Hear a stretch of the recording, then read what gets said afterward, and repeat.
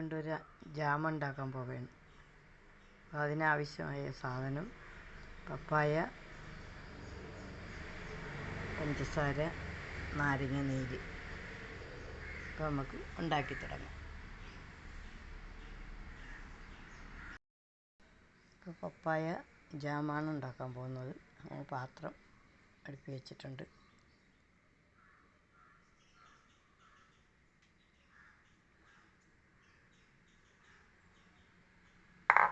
ഒഴിച്ച്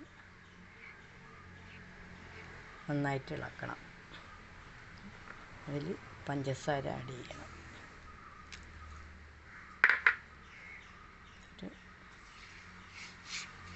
ഇളക്കി കൊടുക്കും.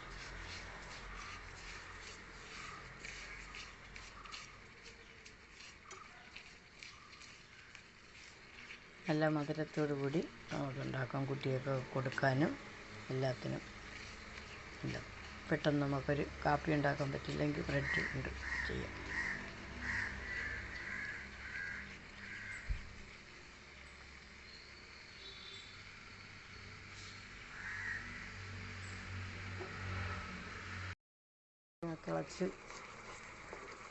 തിളച്ചുകൊണ്ടിരിക്കുകയാണ്. അത് തിളച്ച് കട്ടിയായി തുടങ്ങിയിട്ടുണ്ട്. ഇപ്പോൾ നമുക്കിതിൽ നാരങ്ങ നീര്, പുളിപ്പ് വേണ്ടേ, നമ്മൾ പുളിപ്പിന് വേണ്ടി നാരങ്ങ നീര് ഒഴിച്ചിട്ടുണ്ട്. ഒരു 2 സ്പൂൺ ഒഴിക്കാം. വലിയ സ്പൂണിലാണെങ്കിൽ 2 സ്പൂൺ ഒഴിക്കാം. തിളച്ച് നന്നായിട്ട് തിളച്ചിട്ടുണ്ട്.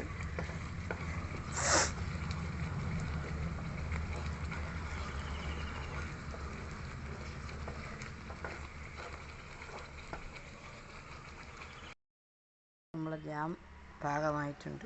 ഇനി ഇത് നമുക്ക് കോരി ഇങ്ങനെ നോക്കുമ്പോഴത്തേക്ക് എന്താ പിന്നെ ഒരു ബൗളിൽ നിറച്ച് വയ്ക്കാം. പെട്ടെന്ന് തയ്യാറാക്കിയെടുക്കാവുന്ന ഒരു വിഭവമാണ് ജാം, പപ്പായ ജാം.